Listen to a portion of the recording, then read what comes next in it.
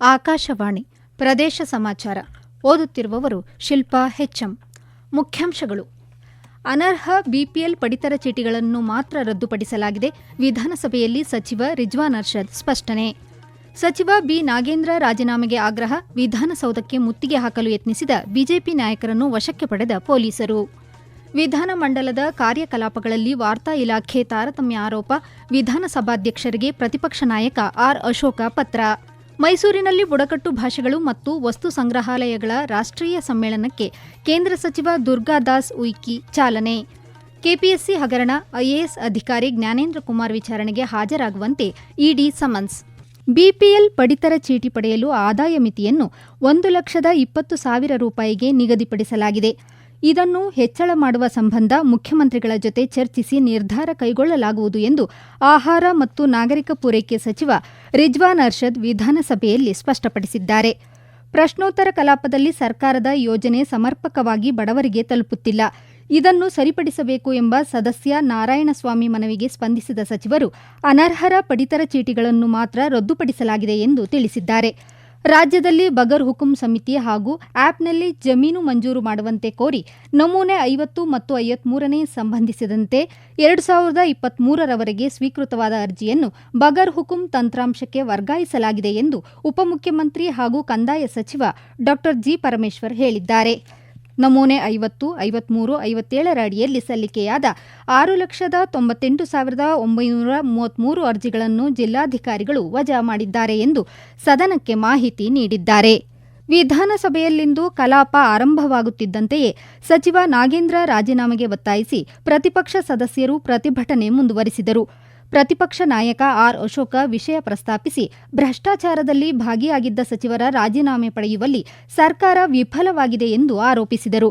ಈ ವೇಳೆ ಮಧ್ಯಪ್ರವೇಶಿಸಿ ಮಾತನಾಡಿದ ಸಚಿವ ಕೃಷ್ಣ ಬೈರೇಗೌಡ, ರಾಜ್ಯದಲ್ಲಿ ಬರಗಾಲದಿಂದಾಗಿ ಜನರು ಸಂಕಷ್ಟದಲ್ಲಿದ್ದಾರೆ, ಆದರೆ ವಿರೋಧ ಪಕ್ಷದ ಸದಸ್ಯರು ಸದನದ ಸಮಯ ವ್ಯರ್ಥ ಮಾಡುತ್ತಿದ್ದಾರೆ ಎಂದು ದೂರಿದರು. ಪ್ರತಿಪಕ್ಷಗಳು ಸದನ ನಡೆಯಲು ಸಹಕಾರ ನೀಡಬೇಕು ಎಂದು ಮನವಿ ಮಾಡಿದರು. ಸರ್ಕಾರದ ನಿಲುವು ಖಂಡಿಸಿ ಹಗಲು ರಾತ್ರಿ ಧರಣಿ ನಡೆಸುವುದಾಗಿ ಪ್ರತಿಪಕ್ಷ ನಾಯಕ ಆರ್ ಅಶೋಕ ಘೋಷಿಸಿದರು. ಸಚಿವರ ರಾಜೀನಾಮೆ ಪಡೆದ ಬಳಿಕ ಚರ್ಚೆ ನಡೆಸಲು ಸಿದ್ಧ ಎಂದು ತಿಳಿಸಿದರು. ಪ್ರತಿಪಕ್ಷಗಳ ಗದ್ದಲದ ಹಿನ್ನೆಲೆಯಲ್ಲಿ ಸಭಾಧ್ಯಕ್ಷರು ಕಲಾಪವನ್ನು ಮಧ್ಯಾಹ್ನ 3 ಗಂಟೆಗೆ ಮುಂದೂಡಿದ್ದಾರೆ. ಸಚಿವ ಸ್ಥಾನಕ್ಕೆ ಬಿ ನಾಗೇಂದ್ರ ರಾಜೀನಾಮೆ ನೀಡಬೇಕೆಂದು ಪ್ರತಿಪಕ್ಷ ಬಿಜೆಪಿ ಹಾಗೂ ಜೆಡಿಎಸ್ ಸದಸ್ಯರು ಮೇಲ್ಮನೆಯಲ್ಲಿ ಇಂದು ಪ್ರತಿಭಟನೆ ಮುಂದುವರಿಸಿದರು. ಕಲಾಪ ಆರಂಭವಾದ ಕೂಡಲೇ ಸಚಿವ ನಾಗೇಂದ್ರ ರಾಜೀನಾಮೆ ನೀಡಬೇಕು ಎಂದು ಒತ್ತಾಯಿಸಿ ಘೋಷಣೆ ಕೂಗಿದರು. ಮಧ್ಯಪ್ರವೇಶಿಸಿದ ಸಭಾಪತಿ ಸಲೀಂ ಅಹಮದ್ ಪ್ರಶ್ನೋತ್ತರವನ್ನು ಕೈಗೆತ್ತಿಕೊಂಡರು.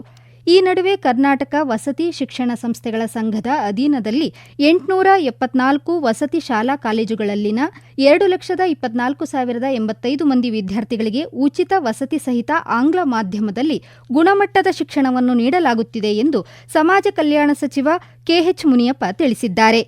ಪ್ರಶ್ನೋತ್ತರ ವೇಳೆಯಲ್ಲಿ ಸದಸ್ಯ ಶಿವಕುಮಾರ್ ಅವರ ಪ್ರಶ್ನೆಗೆ ಉತ್ತರಿಸಿದ ಸಚಿವರು, ಖಾಲಿ ಇರುವ ಬೋಧಕ ಹುದ್ದೆಗಳಿಗೆ ಜಿಲ್ಲಾ ಹಂತದಲ್ಲಿ ಅತಿಥಿ ಶಿಕ್ಷಕರು ಹಾಗೂ ಉಪನ್ಯಾಸಕರನ್ನು ವಿದ್ಯಾರ್ಹತೆ ಅನುಸಾರವಾಗಿ ನೇಮಕ ಮಾಡಲಾಗುವುದು ಎಂದು ಸ್ಪಷ್ಟಪಡಿಸಿದ್ದಾರೆ.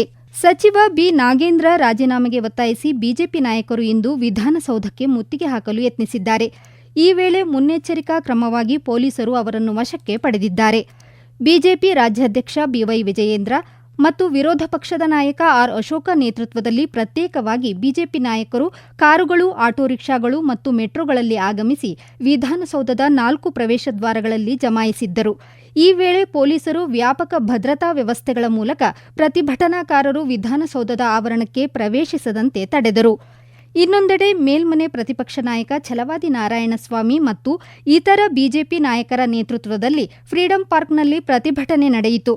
ಬಿ ನಾಗೇಂದ್ರ ರಾಜೀನಾಮೆಗೆ ಒತ್ತಾಯಿಸಿ ಪ್ರತಿಭಟನಾಕಾರರು ಘೋಷಣೆ ಕೂಗುವ ಮೂಲಕ ಸರ್ಕಾರದ ವಿರುದ್ಧ ಅಸಮಾಧಾನ ವ್ಯಕ್ತಪಡಿಸಿದರು. ಪ್ರದೇಶ ಸಮಾಚಾರ ಕೇಳುತ್ತಿದ್ದೀರಿ.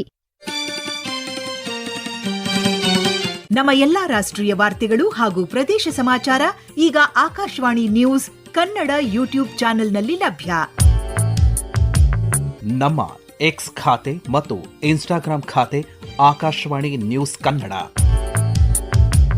ಹೆಚ್ಚಿನ ಮಾಹಿತಿಗಾಗಿ ನಮ್ಮ ಫೇಸ್ಬುಕ್ ಖಾತೆ AIR ಕನ್ನಡ ನ್ಯೂಸ್ ಅನುಸರಿಸಿ. ಮಾಹಿತಿಯ ಹೂರಣ ವಾರದ ಕಾರ್ಯಕ್ರಮ ಪ್ರಚಲಿತ ವಿದ್ಯಮಾನ ಪ್ರತಿ ಬುಧವಾರ 9:15ಕ್ಕೆ.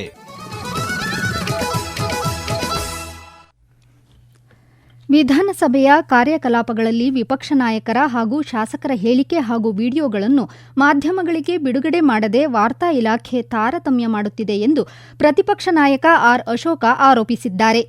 ಈ ಕುರಿತಂತೆ ಅಧಿಕಾರಿಗಳ ವಿರುದ್ಧ ಹಕ್ಕುಚ್ಯುತಿ ಮಂಡಿಸುವುದಾಗಿ ವಿಧಾನಸಭಾಧ್ಯಕ್ಷರಿಗೆ ಪತ್ರ ಬರೆದಿದ್ದಾರೆ.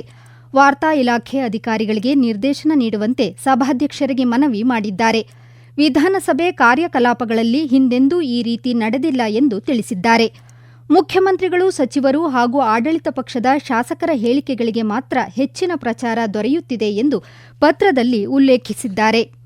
ಮೈಸೂರಿನಲ್ಲಿ ನಡೆಯುತ್ತಿರುವ ಬುಡಕಟ್ಟು ಭಾಷೆಗಳು ಮತ್ತು ವಸ್ತು ಸಂಗ್ರಹಾಲಯಗಳ ಕುರಿತಾದ 3 ದಿನಗಳ ರಾಷ್ಟ್ರೀಯ ಸಮ್ಮೇಳನವನ್ನು ಕೇಂದ್ರ ಬುಡಕಟ್ಟು ವ್ಯವಹಾರಗಳ ಖಾತೆ ರಾಜ್ಯ ಸಚಿವ ದುರ್ಗಾದಾಸ್ ಉಯಿಕೆ ಉದ್ಘಾಟಿಸಿದರು.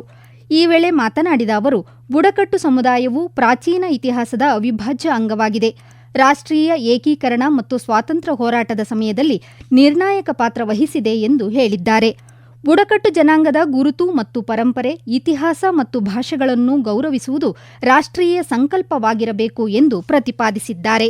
2014 के बाद में देश के यशस्वी और शुभंकर प्रधानमंत्री आदरणीय श्री नरेंद्र मोदी जी ने आजादी के 75वें अमृत महोत्सव के अवसर पर पूरे देश भर में जनजाति समाज के जो योद्धा थे, रणबांकुरे थे, राष्ट्र धर्म और संस्कृति के लिए जिन्होंने प्राणोत्सर्ग किया था, जिन इस गौरवशाली इतिहास ಭಾರತದ ಇತಿಹಾಸದುದ್ದಕ್ಕೂ ಬುಡಕಟ್ಟು ಸಮುದಾಯಗಳು ಮಹತ್ವದ ಕೊಡುಗೆ ನೀಡಿದ್ದು, ವಿಕಸಿತ ಭಾರತ ನಿರ್ಮಾಣದಲ್ಲಿಯೂ ಅವರ ಪಾತ್ರ ಅತ್ಯಂತ ಪ್ರಮುಖವಾಗಿದೆ ಎಂದು ಮೈಸೂರು ಕೊಡಗು ಸಂಸದ ಯದುವೀರ ಕೃಷ್ಣದತ್ತ ಚಾಮರಾಜ ಒಡೆಯರ್ ಹೇಳಿದ್ದಾರೆ.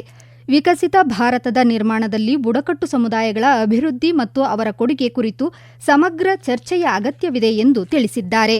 ಕೆಪಿಎಸ್ಸಿ ನೇಮಕಾತಿ ಪ್ರಕರಣದಲ್ಲಿ ಐಎಎಸ್ ಅಧಿಕಾರಿ ಜ್ಞಾನೇಂದ್ರ ಕುಮಾರ್ ವಿಚಾರಣೆಗೆ ಹಾಜರಾಗುವಂತೆ ಜಾರಿ ನಿರ್ದೇಶನಾಲಯದ ಅಧಿಕಾರಿಗಳು ಸಮನ್ಸ್ ನೀಡಿದ್ದಾರೆ. ಬೆಂಗಳೂರಿನ ಐಎಎಸ್ ಅಧಿಕಾರಿ ನಿವಾಸದಲ್ಲಿ ನಿನ್ನೆ ಸುಮಾರು 9 ಗಂಟೆಗಳ ಕಾಲ ಶೋಧ ನಡೆಸಿದ ಬಳಿಕ ಕಚೇರಿಗೆ ಹಾಜರಾಗುವಂತೆ ನೋಟಿಸ್ ನೀಡಿದ್ದಾರೆ. ಪಶು ವೈದ್ಯಕೀಯ ಅಧಿಕಾರಿಗಳ ನೇಮಕಾತಿಯಲ್ಲಿ ನಡೆದ ಅಕ್ರಮಗಳ ತನಿಖೆಯ ಭಾಗವಾಗಿ ಇಡಿ ಶೋಧ ನಡೆಸಿದೆ. ನೇಮಕಾತಿಗಾಗಿ ಅಭ್ಯರ್ಥಿಗಳಿಂದ 70 ಲಕ್ಷ ರೂಪಾಯಿಯಿಂದ 80 ಲಕ್ಷ ರೂಪಾಯಿಯವರೆಗೆ ಲಂಚ ಕೇಳಲಾಗಿತ್ತು ಎಂಬ ಆರೋಪವಿದೆ. ಈ ಹಿನ್ನೆಲೆಯಲ್ಲಿ ಇಂದು ಜ್ಞಾನೇಂದ್ರ ಕುಮಾರ್ಗೆ ವಿಚಾರಣೆಗೆ ಹಾಜರಾಗುವಂತೆ ಇಡಿ ಅಧಿಕಾರಿಗಳು ಸೂಚಿಸಿದ್ದಾರೆ. ರಾಜ್ಯದಲ್ಲಿ ನಡೆಯುತ್ತಿರುವ ಮತದಾರರ ಪಟ್ಟಿ ವಿಶೇಷ ಸಮಗ್ರ ಪರಿಷ್ಕರಣೆಯ ಕರಡು ಮತದಾರರ ಪಟ್ಟಿ ಇಂದು ಪ್ರಕಟವಾಗಲಿದೆ. ಚಾಮರಾಜನಗರ ಜಿಲ್ಲೆಯ 4 ವಿಧಾನಸಭಾ ಕ್ಷೇತ್ರಗಳ ಕರಡು ಮತದಾರರ ಪಟ್ಟಿಯನ್ನು ಜಿಲ್ಲಾಧಿಕಾರಿ ಶ್ರೀರೂಪ ಪ್ರಕಟಿಸಿದರು. ಎಸ್ಐಆರ್ಗೂ ಮುನ್ನ ಜಿಲ್ಲೆಯಲ್ಲಿ ಒಟ್ಟು 8,80,224 ಮತದಾರರು ಪಟ್ಟಿಯಲ್ಲಿದ್ದರು. ಮತಪಟ್ಟಿ ಪರಿಷ್ಕರಣೆಗೊಂಡ ಬಳಿಕ 7,91,949 ಮತದಾರರಿದ್ದಾರೆ ಎಂದು ಮಾಹಿತಿ ನೀಡಿದ್ದಾರೆ. ರಾಯಚೂರು ಜಿಲ್ಲೆಯ ಎಲ್ಲಾ ಮತಕ್ಷೇತ್ರಗಳಿಗೆ ಸಂಬಂಧಿಸಿದಂತೆ 2026ನೇ ಸಾಲಿನ ಕರಡು ಮತದಾರರ ಪಟ್ಟಿಯನ್ನು ಅಧಿಕೃತವಾಗಿ ಪ್ರಕಟಿಸಲಾಗಿದ್ದು, ಜಿಲ್ಲೆಯಲ್ಲಿ ಒಟ್ಟು 13,93,163 ಮತದಾರರು ಕರಡು ಪಟ್ಟಿಯಲ್ಲಿದ್ದಾರೆ ಎಂದು ಜಿಲ್ಲಾ ಚುನಾವಣಾಧಿಕಾರಿ ಪೂವಿತಾ ಎಸ್ ತಿಳಿಸಿದ್ದಾರೆ.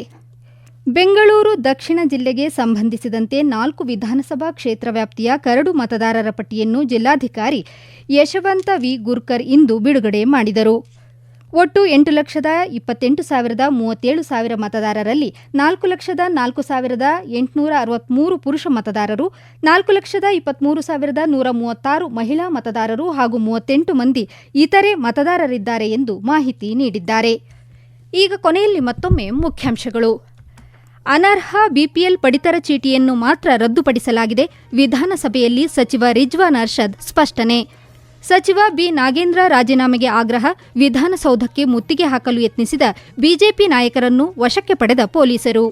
ವಿಧಾನಮಂಡಲದ ಕಾರ್ಯಕಲಾಪಗಳಲ್ಲಿ ವಾರ್ತಾ ಇಲಾಖೆ ತಾರತಮ್ಯ ಆರೋಪ. ವಿಧಾನಸಭಾಧ್ಯಕ್ಷರಿಗೆ ಪ್ರತಿಪಕ್ಷ ನಾಯಕ ಆರ್ ಅಶೋಕ ಪತ್ರ. ಮೈಸೂರಿನಲ್ಲಿ ಬುಡಕಟ್ಟು ಭಾಷೆಗಳು ಮತ್ತು ವಸ್ತು ಸಂಗ್ರಹಾಲಯಗಳ ರಾಷ್ಟ್ರೀಯ ಸಮ್ಮೇಳನಕ್ಕೆ ಕೇಂದ್ರ ಸಚಿವ ದುರ್ಗಾದಾಸ್ ಉಯಿಕೆ ಚಾಲನೆ. ಕೆಪಿಎಸ್ಸಿ ಹಗರಣ, ಐಎಎಸ್ ಅಧಿಕಾರಿ ಜ್ಞಾನೇಂದ್ರ ಕುಮಾರ್ ವಿಚಾರಣೆಗೆ ಹಾಜರಾಗುವಂತೆ ಇಡಿ ಸಮನ್ಸ್. ಇಲ್ಲಿಗೆ ಪ್ರದೇಶ ಸಮಾಚಾರ ಮುಗಿಯಿತು. ನಮ್ಮ ಮುಂದಿನ ವಾರ್ತಾ ಪ್ರಸಾರ ಸಂಜೆ 6:40 ನಿಮಿಷಕ್ಕೆ.